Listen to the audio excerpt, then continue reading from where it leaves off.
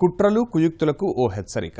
దొంగచాటుగా దెబ్బతీయాలని చూస్తే పర్యవసానాలు ఎలా ఉంటాయో చెప్పే స్పష్టమైన సందేశం. ఉగ్రవాదాన్ని పావుగా చేసుకుని భారత్ను ఇరుకున పెట్టాలని చూస్తున్న పాకిస్తాన్కు భారత్ సమాధానం చెప్పింది. తమ భూభాగాన్ని ముష్కరమూకలకు అడ్డాగా మార్చి ఉసిగొలిపితే ఏం జరుగుతుందో తెలియజేసేలా చేసింది. ఓపికకు హద్దులుంటాయని, అదే నశిస్తే మాటలు దాటి చేతల దాకా వస్తుందని చెప్పేందుకు తొలి హెచ్చరిక పంపింది భారత సైన్యం. జూలు విదిల్చితే ఎలా ఉంటుందో రుచి చూపించింది. సర్జికల్ దాడులతో ఉగ్రవాదానికి శస్త్రచికిత్స చేసే పని ఆరంభించింది. లక్షిత దాడులతో తమ లక్ష్యమేంటో స్పష్టం చేసింది.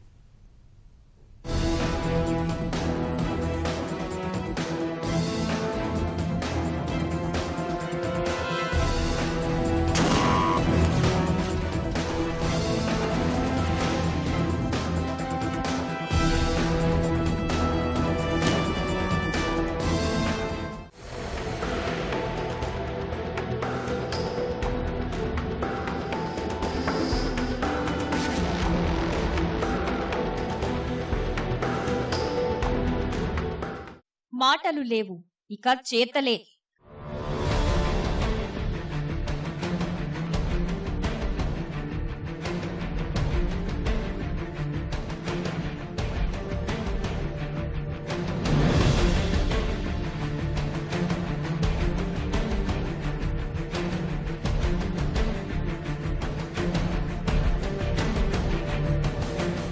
ముష్కర మూకలకు గుణపాఠమే.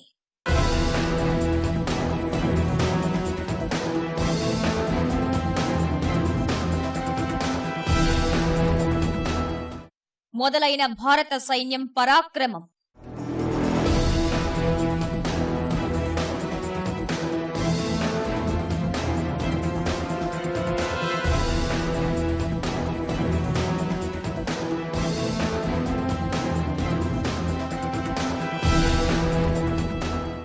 జమ్మూ కశ్మీర్లో దొంగచాటుగా 18 మంది సైనికులను హతమార్చిన ఉరీ ఘటనపై భారత్ సైన్యం ప్రతీకారం తీర్చుకునే పని మొదలుపెట్టింది. ముష్కర మూకల ఆట కట్టించే పని ఆరంభించింది.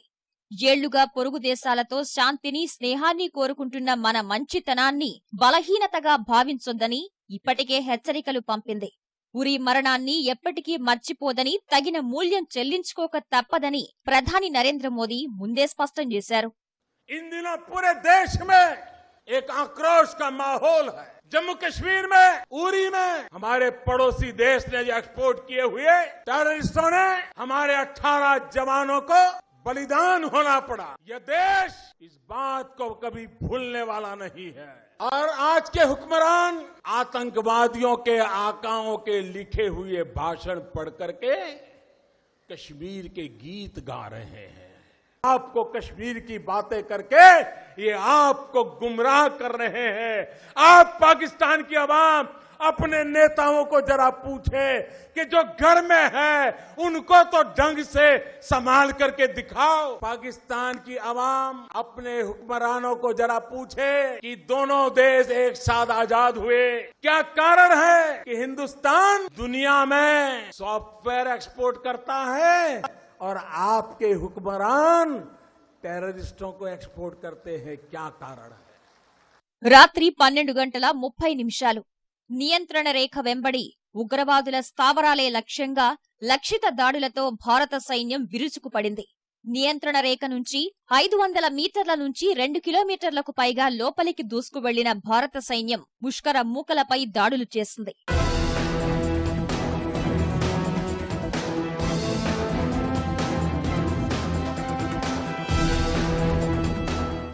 వైమానిక పదాతి దళాలు సంయుక్తంగా కుప్వారా, పూంచ్లో నియంత్రణ రేఖ వెంబడి 5-6 ప్రాంతాల్లో లక్షిత దాడులు చేసినట్లు తెలుస్తోంది.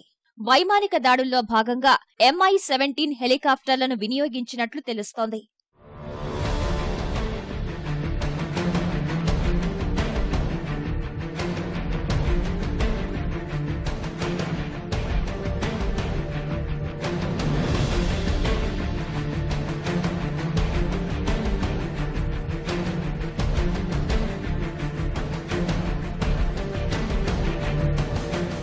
ఉదయం 4:30 వరకు ఈ పోరు కొనసాగింది.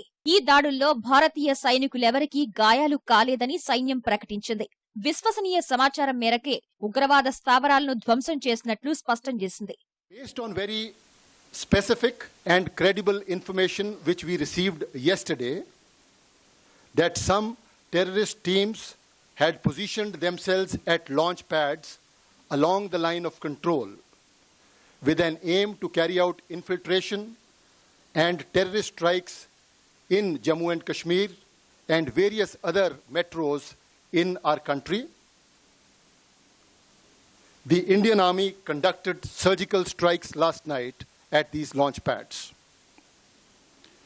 The operations were basically focused to ensure that these terrorists do not succeed in their design of infiltration and carrying out destruction and endangering the lives of citizens of our country. ఈ దాడులకు సంబంధించి కొన్ని రోజులుగా సైన్యం అధ్యయనం చేసింది. ఉగ్రవాదుల కదలికలను నిఘా వర్గాల సమాచారం ఆధారంగా ఎప్పటికప్పుడు అంచనా వేసింది. వారం రోజులుగా నియంత్రణ రేఖ వెంబడి ఉగ్రమూకల స్థావరాలపై కన్నేసిన సైన్యం పక్కా ప్రణాళిక ప్రకారం లక్షిత దాడులకు పాల్పడింది. During these counter-terrorist operations, significant casualties have been caused to the terrorists and those who are trying to support them.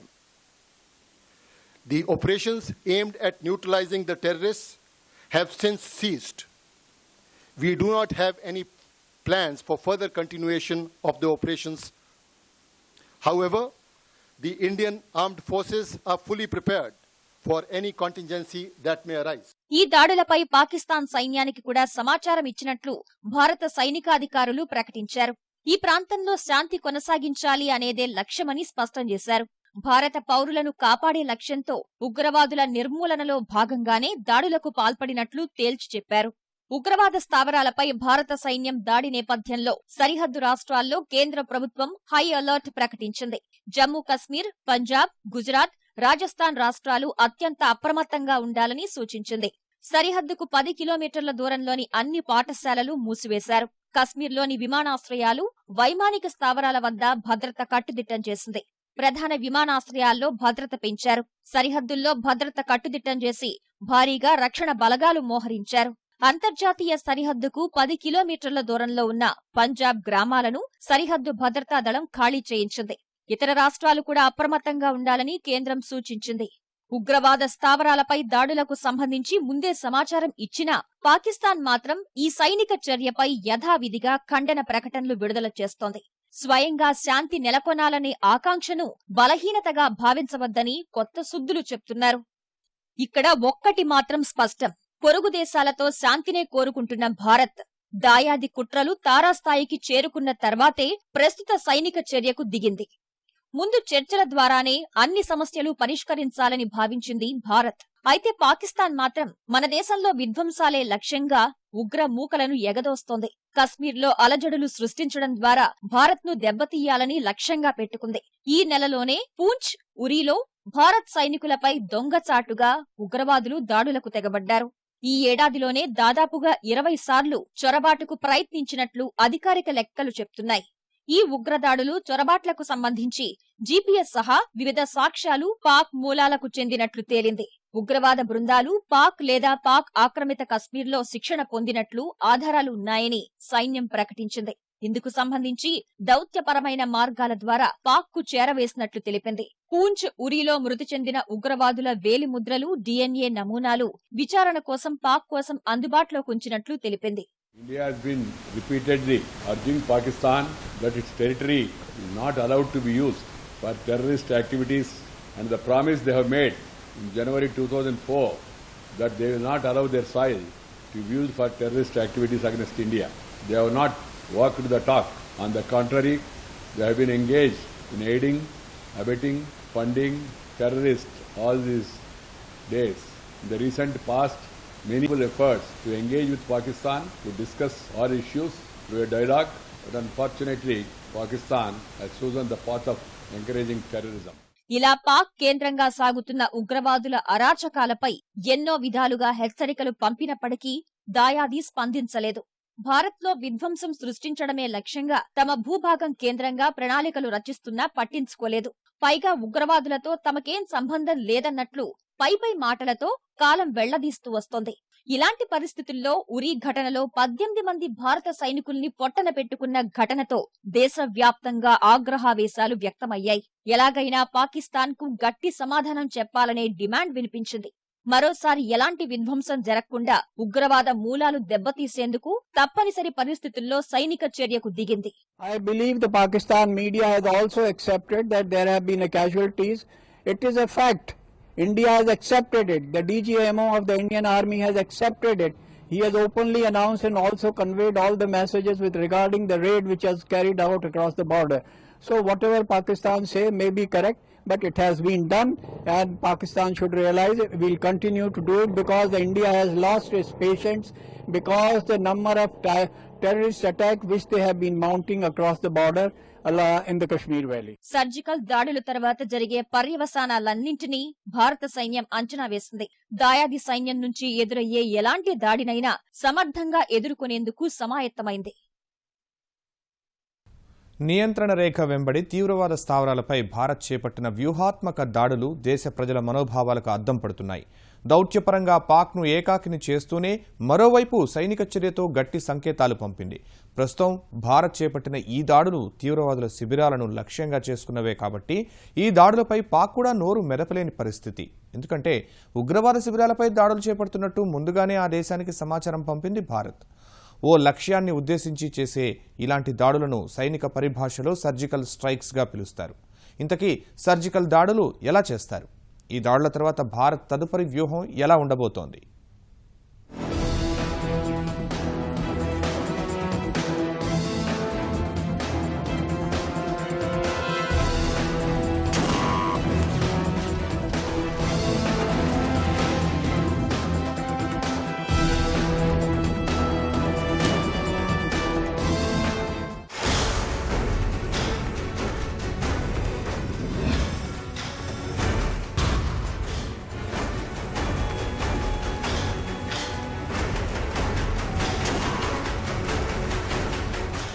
Uri దాడికి పాల్పడిన సూత్రధారులను వదిలిపెట్టేది లేదని ప్రధాని మోదీ చెప్పినట్టుగానే చేసి చూపించారు. పాక్ దురాగతాలకు గట్టిగా బుద్ధి చెప్పాలన్న భారత ప్రజల మనోభావాలకు అనుగుణంగానే పాక్ ఆక్రమిత కశ్మీర్లో తలదాచుకున్న తీవ్రవాద స్థావరాలపై విరుచుకుపడింది. దౌత్యపరంగా చేసిన ప్రయత్నాలకు పాక్ లొంగకపోవడంతోనే ఈ దాడులు చేపట్టినట్టు తెలుస్తోంది. తమ భూభాగంలో ఉన్న ఉగ్రవాద శిబిరాలపై చర్యలు తీసుకునేందుకు పాక్ నిరాకరించడం వల్లే భారత్ దాడులకు పూనుకుంది. నిజానికి ఈ దాడులు చేయాలని ముందుగానే నిర్ణయించుకున్నా కొన్ని కారణాల రీత్యా వాటిని బయటపెట్టలేదని తెలుస్తోంది.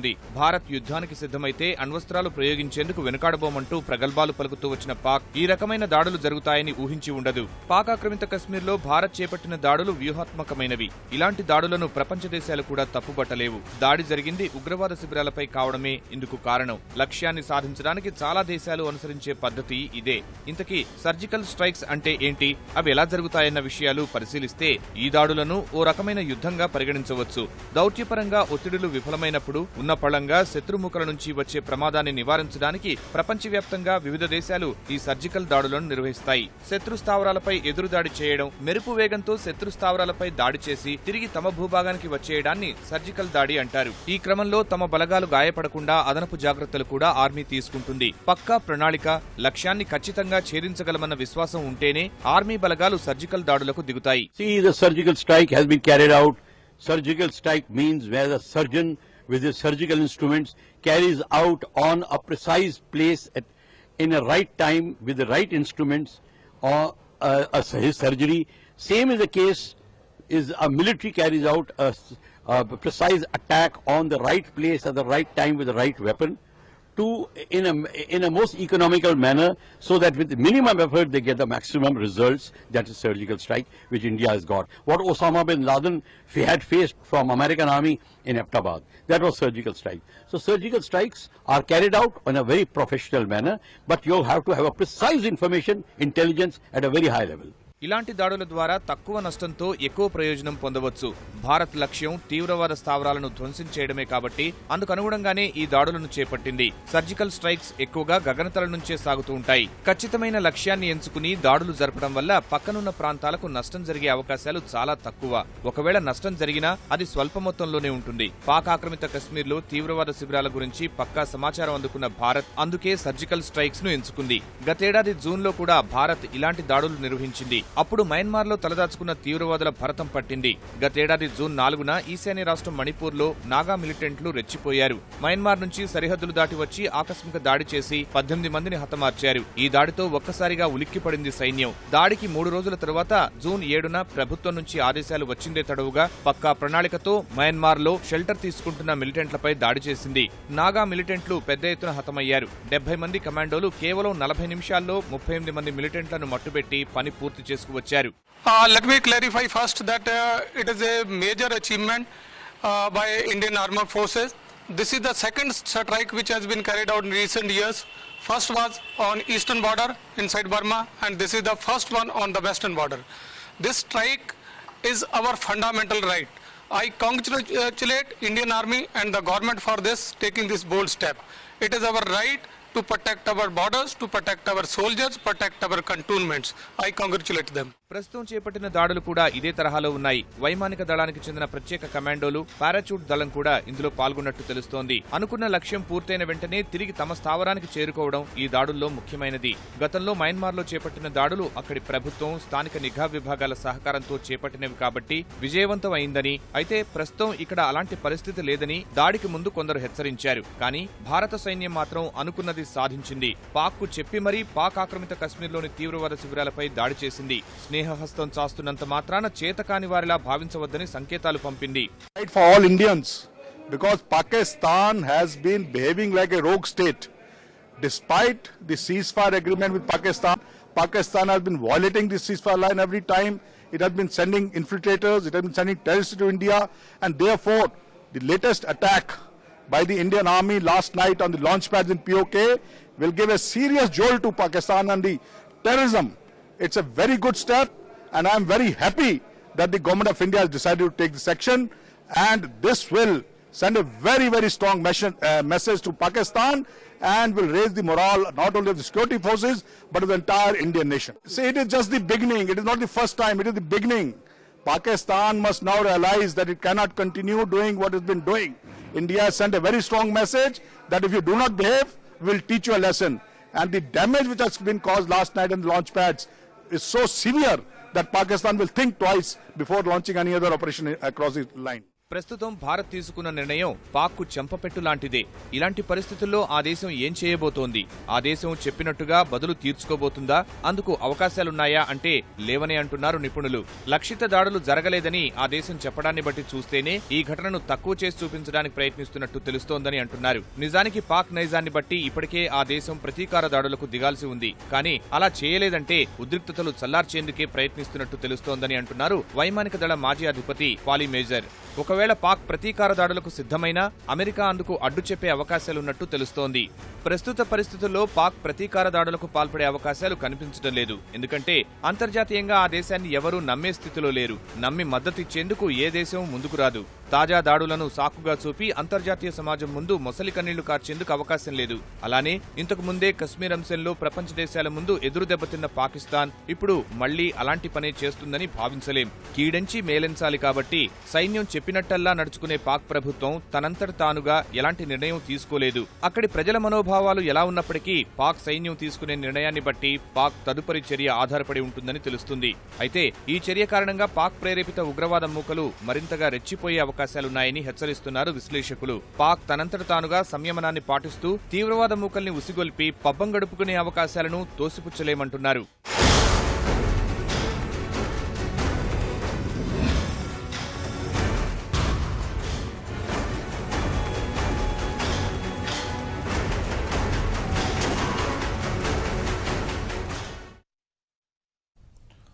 ముందుగా ఎక్కడా చిన్న మాట కూడా బయటకు పొక్కలేదు. గంటల వ్యవధిలో ఏం చేయాలనుకున్నారో అది చేసేశారు. ఇన్ని రోజులుగా యావత్ దేశం ఏం కోరుకుందో ఆ మనోభావాలు గౌరవిస్తూ గర్జించారు. పాపిస్టి మూకల స్థావరాలపై మెరుపు దాడులతో ఉక్కిరి బిక్కిరి చేశారు. అది చేస్తాం ఇది చేస్తామని అణుబూచి చూపుతూ భయపెట్టాలని చూస్తున్న పాకిస్తాన్కు ఏమాత్రం ఊహించని నిర్ణయాన్ని అలవోకగా అమలు చేశారు. అలా వెళ్లి ఇలా పని ముగించుకుని వచ్చారు. అందుకే ఈ క్షణం యావత్ దేశం ఒకే మాటగా సైన్యానికి మద్దతుగా నిలుస్తోంది.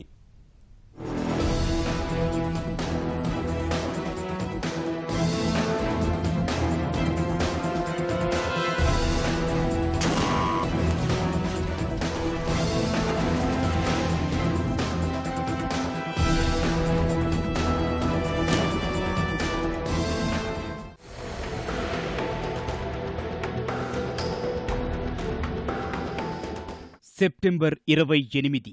బహుశా ఈ తేదీ భారత్ పాకిస్తాన్ చరిత్రలో ఎప్పటికీ ప్రత్యేకంగా నిలిచిపోవచ్చు.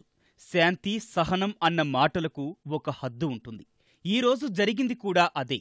సహనం నశించి తుపాకులతోనే సమాధానం చెప్పాలన్న నిర్ణయంతో సైన్యం ఒక్కసారిగా ఉరీ ప్రతీకార దాడులు, ఉగ్ర స్థావరాలను మట్టుబెట్టడమే లక్ష్యంగా ముందుకురికింది. రాత్రికి రాత్రే సరిహద్దుల సమీపంలో తిష్టవేసిన ఉగ్ర మూకలను, వారి శిబిరాలను ఏరి పారేసింది. మరిప్పుడు ఏం జరగబోతోంది?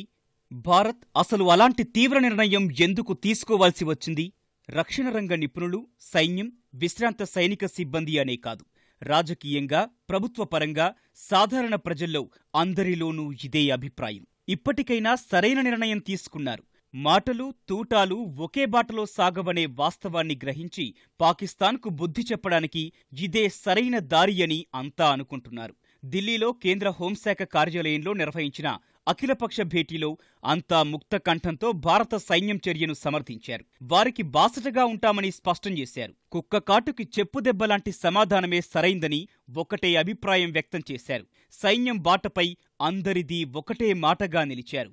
అన్ని పార్టీలు కూడా ఇప్పుడు ఈ రోజైతే ఎవరైతే అటెండ్ అయ్యారో కాంగ్రెస్ కానీ, శరద్ పవార్ గారు కానీ, అలాగే శరద్ యాదవ్ గారు కానీ, రామ్విలాస్ పాస్వాన్, మన సీతారాం యేచూరి, ఇలాంటి శివసేన అందరూ కూడా ఒకే కంఠంతో మిలిటరీ చేసినానికి అప్రిషియేట్ చేస్తూ పీపుల్ కూడా ఇది అప్రిషియేట్ చేస్తున్నారు. మన దేశం పౌరుషాన్ని చూపించామని చెప్పేసి మిలిటరీని అందరూ కూడా ఈరోజు రెస్పెక్టబుల్గా గౌరవించడం జరిగింది. అంటే ఇంటెలిజెన్స్ వాళ్ళు మరి ఇండియా మిలిటరీ పైన ఇంకొక అటాక్ చేసేదానికి రెడీ అవుతున్నారని వాళ్ళకి ఇంటెలిజెన్స్ సమాచారం రావడంతో దానికి తగ్గట్టుగానే వీళ్ళు మాస్టర్ ప్లాన్ చేసుకుని ఇది చేయడం జరిగింది చెప్పారు. అక్కడ వాళ్ళు కూడా అసలు ఇక్కడ ఏం జరగలేదని చెప్పి, ఎందుకంటే అక్కడ మిలిటరీ యాక్టివిటీస్ కాకుండా ఇది మిలిటెంట్ యాక్టివిటీస్, టెర్రరిస్ట్ యాక్టివిటీ కాబట్టి వాళ్ళు దీన్ని ఓన్ చేసుకోలేరు. ఇది మనకు కూడా మంచిదే. ఈ 70 సంవత్సరాల సమస్యను ఈ మన ప్రధానమంత్రి నరేంద్ర మోడీ గారు పర్మనెంట్ గా దీన్ని తీసేయాల్సిందిగా అందరూ కూడా కోరుతున్నారు. ఎంత చెప్పినా కుక్కతోక వంకర అన్న తీరులోనే ప్రవర్తిస్తోన్న పాకిస్తాన్కు ఇలాంటి సమాధానమే చెప్పాలనేది చాలా కాలంగా వినిపిస్తోన్న మాట. అయినా ఓపికతో వ్యవహరిస్తోన్న భారత్కు పాక్ నాయకులు, సైన్యం, ఐఎస్ఐ, ఉగ్రవాదులు ఎప్పటికప్పుడు పరీక్ష పెడుతూ వస్తున్నారు. వాస్తవానికి పాకిస్తాన్ సైన్యం భారత్తో నేరుగా తలపడిన ఏ ఒక్క యుద్ధంలోనూ కనీసం పరువు కూడా దక్కించుకోలేదన్నది ప్రపంచమంతా ఎరిగిన విషయం. బంగ్లా విమోచన యుద్ధంలో అయితే ఏకంగా సగం భూభాగాన్ని కోల్పోయి 93,000 మంది వారి సైనికులు బందీలుగా చిక్కారు. అయినా పోనీలే అని భారత్ క్షమించి వదిలేసింది. ఇంతకుముందు పాకిస్తాన్ అధ్యక్షులు, ప్రధానమంత్రులు, నియంతలకు ఏమాత్రం తీసిపోని రీతిలో నవాజ్ షరీఫ్ హయాంలో వారి సైన్యం చెలరేగిపోతోంది. ఈ నేపథ్యంలోనే ఢిల్లీ ఆదేశాలు అందుకున్న తక్షణం ప్రత్యేక బలగాలు రంగంలోకి దిగాయి. ఒక రకంగా ఇది పాకిస్తాన్ సైన్యానికి ఆశ్చర్యం కలిగించే విషయం. కానీ భారత సైన్యం చెప్పి మరీ ఉగ్రవాదులపై విరుచుకుపడింది. ఇది వారికి పెద్ద ఎదురుదెబ్బ కూడా. మన సేనలు సురక్షితంగా తిరిగి వచ్చిన తర్వాత తీరిగ్గా కాల్పులు ప్రారంభించిన పాకిస్తాన్ గగ్గోలుతో గాని విషయం బయటకు రాలేదు. ఈ చర్య ద్వారా ఒక్కటి మాత్రం స్పష్టమైంది: ఇకపై భారత్ పాకిస్తాన్ పట్ల ఏమాత్రం అదే సానుకూల ధోరణితో వ్యవహరించే అవకాశం లేదని ప్రపంచం మొత్తానికి ప్రకటించినట్లయింది. ఇప్పటికే భారత్ వద్ద పాకిస్తాన్లో సరిహద్దుల వెంబడి ఉన్న ఉగ్రవాద స్థావరాల జాబితా ఉంది.